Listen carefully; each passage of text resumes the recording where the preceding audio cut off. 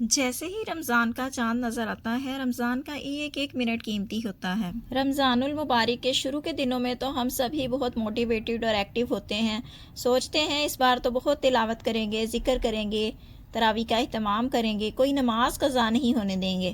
پھر رمضان کا پہلا ہفتہ بھی بہت انرجیٹک گزرتا ہے۔ آپ نے بھی دیکھا ہوگا کہ لوگ شروع کے دنوں میں بہت ایکٹیو ہو کر عبادت کرتے ہیں، مساجد لوگوں سے بھری ہوئی ہوتی ہیں، لیکن کچھ دنوں بعد یہی رش کم ہونے لگتا ہے۔ آخر اس کی کیا وجہ ہے کہ ہم بعد میں سست پڑ جاتے ہیں، تھکے تھکے رہتے ہیں اور چاہتے ہوئے بھی وہ سب پرفارم نہیں کر سکتے جو کرنا چاہتے ہیں۔ خواتین سحری افطاری بنانے اور سحر و افطار کے ڈھیر سارے برتن دھونے، کچن صاف کرنے کے بعد خوب تھک جاتی ہیں۔ پورا دن ملٹی ٹاسکنگ کرتے کرتے ذہنی اور جسمانی تھکاوٹ کا شکار ہو جاتی ہیں، نیند آتی رہتی ہے، ذمہ داریوں کے بوجھ تلے دبی صحیح طرح سے سو بھی نہیں سکتی۔ جب نیند پوری نہیں ہوتی تو جسم کی پرفارمنس بھی وہ نہیں رہتی جو شروع میں تھی۔ اسی لیے تو عبادت، کام اور آرام میں بیلنس ہونا چاہیے۔ حدیث مبارکہ بھی ہے کہ آپ صلی اللہ علیہ وسلم نے فرمایا کہ تمہارے جسم کا بھی تم پر حق ہے۔ اگر آپ اپنی طاقت سے زیادہ کام کرتی رہیں گی، پراپر نیند نہیں لیں گی تو یقیناً آپ کی عبادت متاثر ہوگی۔ روحانی طور پر خالی اور جسمانی طور پر تھکی ہوئی، اخلاقی لحاظ سے چڑچڑی اور بد مزاج رہیں گی، اپنے لیے بہت برا محسوس کریں گی۔ وجہ اس کی یہی ہے کہ رمضان میں ڈیلی روٹین کا پیٹرن چینج ہو جاتا ہے، اس لیے نیند بھی متاثر ہوتی ہے۔ کچن روٹین بھی ٹف ہو جاتی ہے۔ رات کو اگر سونے کے لیے لیٹ بھی جائیں تو نیند نہیں آتی، دماغ جاگتا رہتا ہے کہ سحری کا ٹائم نہ نکل جائے، کیونکہ آپ کی پوری فیملی سحری کرنے کے لیے آپ پر ہی ڈیپینڈ کرتی ہے۔ سحری سے پہلے تہجد اور اس کے بعد سحری بنانا، کسی کو سالن چاہیے، کسی کو دہی چاہیے، تو کسی کو چائے چاہیے، تو کسی کو لسی چاہیے، کوئی مشکل سے اٹھتا ہے، کسی کو جگانا مشکل ہوتا ہے۔ اس مرحلے کے بعد کوئی اذان فجر سے پہلے ہی لیٹ کر آنکھیں بند کرنے کی کوشش کرتا ہے۔ یہ بھی دھیان رکھنا ہوتا ہے کہ رمضان کے اہم مہینے میں اٹھنے کے بعد بھی کسی کی نماز قضا نہ ہو جائے، یعنی کہ چاروں طرف دھیان لگا ہوا ہوتا ہے۔ پھر بھرا ہوا سنک سحری کے برتنوں کا بھی ہمارا انتظار کر رہا ہوتا ہے۔ اگر گھر والے جلدی سحری سے فارغ ہو جاتے ہیں تو یقیناً برتن بھی جلدی دھل جاتے ہیں، اور اگر تھوڑا لیٹ ہو جائیں تو نماز کے بعد بھی یہ برڈن ہی رہتا ہے۔ یہ میں بتا رہی ہوں کہ ہمارا پیٹرن کیسے چینج ہوتا ہے۔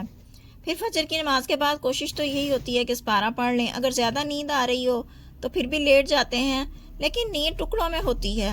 5 بجے کے ٹائم تک فجر کی نماز ہوتی ہے، 1 گھنٹہ ہمیں لیٹتے لیٹتے لگ جاتا ہے، 6 بج جاتے ہیں۔ اس کے بعد یقیناً ہم نے اپنے بچوں کو اسکول بھیجنا ہوتا ہے، تو بچوں کو پھر سے اسکول کے لیے اٹھانا اور تیار کرنا ہوتا ہے۔ اس لیے یہ 1 گھنٹہ بھی پرسکون نیند نہیں ہوتی، کیونکہ پتہ ہوتا ہے کہ ابھی پھر سے اٹھنا ہے۔ 7 سے 8 کا ٹائم بچوں کو اٹھانے اور تیار کرنے میں گزر جاتا ہے۔ 8 سے 9 کا ٹائم گھر سمیٹنے، بستر بنانے، بچوں کو اترے ہوئے کپڑے سمیٹنے، یعنی گھر کو صفائی کے قابل بنانے میں ہی گزر جاتا ہے۔ 9 بجے ایک عورت لیٹتی ہے، پھر جب سونے کے لیے لیٹتی ہے تو کبھی دودھ والا آ جائے گا، آ کر بیل کر دے گا، کبھی کوڑے والا آ کر بیل کر دے گا، کبھی صفائی والی میڈ آ جائے گی۔ اگر صفائی والی میڈ نہیں آئے گی تو آپ کو خود صفائی کرنی ہوگی۔ آرام اور کام کی اسی کھینچا تانی میں پھر سے بچوں کے واپس آنے کا ٹائم ہو جاتا ہے۔ یہ چھوٹے بچے جن کا روزہ نہیں ہوتا، انہیں بھی کھانے کے لیے کچھ چاہیے ہوتا ہے۔ اس کے بعد ظہر کی نماز کا ٹائم ہو جاتا ہے۔ اس ٹائم پر بھی نماز ادا کرنے کے بعد سویا نہیں جاتا، کیونکہ افطاری کی تیاری کے لیے بہت سے کام پڑے ہوئے ہوتے ہیں جنہیں کرنا ہوتا ہے۔ جیسے اگر آپ نے چنا چاٹ بنانی ہو یا دہی بلے بنانے ہو تو اس کے لیے آپ کو سلاد اور سبزیوں کی کٹنگ کرنی ہوتی ہے۔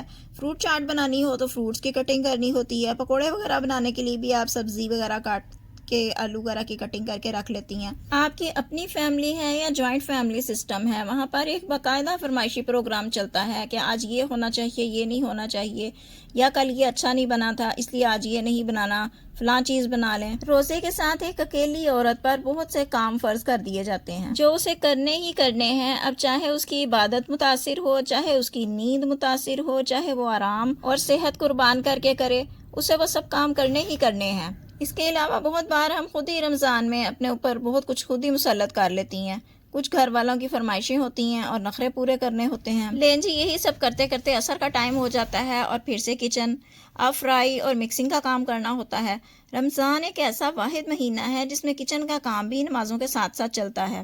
کام تو ہو جاتا ہے لیکن نماز میں سستی ہو جاتی ہے۔ بہت بار عصر کی نماز کچن کے کاموں کی نظر ہو جاتی ہے، تو ایک اس کا چھوٹا سا فارمولہ ہے کہ آپ جب ایک بار کڑھائی کے اندر پکوڑے ڈالتی ہیں تو انہیں فرائی ہونے میں، تیار ہونے میں 5 منٹ تقریباً لگ جاتے ہیں. تو آپ وضو کر کے پکوڑے ڈالیں اور اس کے بعد پاس ہی چائے نماز بچھا لیں، وہاں 5 منٹ میں نماز پڑھ لیں. یہ آپ کا نماز قضا کرنے سے بہتر ہوگا کہ آپ اس طرح نماز پڑھ لیں گی. اس کے بعد سلام پھیر کے آپ دوبارہ سے اپنے پکوڑوں کو دیکھیں اور ذکر اذکار بھی کرتی رہیں، ساتھ ساتھ دعائیں بھی کرتی رہیں، کیونکہ عصر اور مغرب کے درمیان کا ٹائم دعاؤں کی قبولیت کا ٹائم ہوتا ہے. یہ نہ سوچتی رہا کریں کہ نماز کے لیے الگ سے ٹائم ملے گا، کام ختم ہو جائے گا تو نماز پڑھوں گی. اگر یہ سوچتی رہے گی تو نماز پر نماز قضا ہوگی، دل بے سکون اور بے چین رہے گا. افطاری اور مغرب کی نماز کے بعد تو تھکن بھی نیکسٹ لیول کی ہوتی ہے، جسم ساتھ دینا چھوڑ دیتا ہے. تو عشاء کی نماز مختصر اور تراویح اکثر سکپ ہونے لگتی ہے. بہت سی فیملیز کو کھانا بھی چاہیے ہوتا ہے اور پھر اس کے بعد چائے بھی چاہیے ہوتی ہے. اس کے بعد سونا ہوتا ہے 2-3 گھنٹے اور پھر اٹھنا ہوتا ہے سحری کے لیے. یہ ہے ایک عورت کی رمضان کی ٹف روٹین. بلا شبہ اس پر بھی بہت اجر ملتا ہے. تو بات ہو رہی تھی نیند کے ڈسٹرب ہونے کی، کہ جب نیند ڈسٹرب رہتی ہے تو عورت بھی ڈسٹرب رہتی ہے، سر میں درد رہنے لگتا ہے، جس کی وجہ سے نماز، قرآن، ذکر اذکار متاثر ہوتے ہیں. مزاج میں بھی چڑچڑاہٹ آ جاتی ہے، عبادت میں بھی دل نہیں لگتا. اور پھر اس کے بعد کیا ہوتا ہے، افطار پارٹیاں شروع ہو جاتی ہیں تو آرام کا ٹائم بالکل بھی نہیں ملتا. یہی تو اس سب کی وجہ ہے کہ اگر نیند کا، آرام کا نظام خراب ہو جائے تو پھر جسم تھکن محسوس کرتا ہے. نیند بھی اللہ تعالیٰ کی نعمت ہے. قرآن پاک میں سورۃ نبا میں آتا ہے وَجَعَلْنَا نَوْمَكُمْ سُبَاتًا، ہم نے تمہاری نیند کو تمہارے لیے باعث سکون بنایا.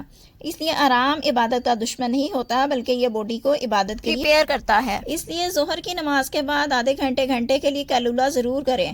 قیلولہ آپ کے آرام میں بہت اہم کردار ادا کرتا ہے. اس سے آپ کی توانائی بحال ہوتی ہے.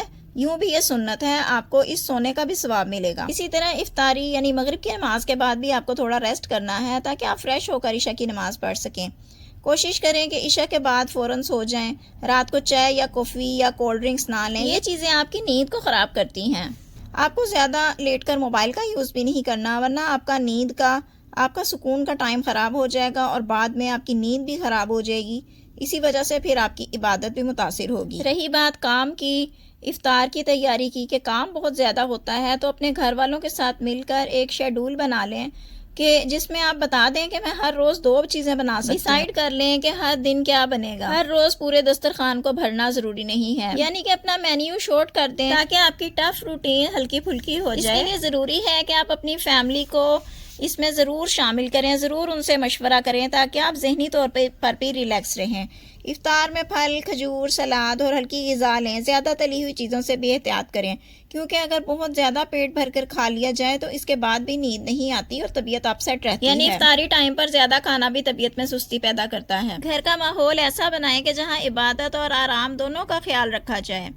رمضان ایک بابرکت مہینہ ہے جس میں ہمیں اپنی عبادات میں اضافہ کرنا چاہیے، لیکن ساتھ ہی اپنی صحت کا خیال رکھنا بھی ضروری ہے.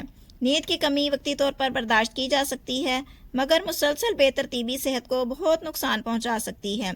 اگر ہم مناسب روٹین، متوازن خوراک اور اعتدال اختیار کریں گے تو رمضان میں نیند کے مسائل سے بھی بچ سکتے ہیں اور اس مقدس مہینے کی برکتوں سے بھی فائدہ اٹھا سکتے ہیں. ہوپ فلی آپ میری بات سمجھ گئی ہوں گی. اگر آپ نے اس ڈسکشن میں میرا ساتھ دیا ہے، ویڈیو کمپلیٹ واچ کر لی ہے، تو تھینک یو سو مچ. اللہ تعالیٰ آپ کو جزائے خیر عطا فرمائے.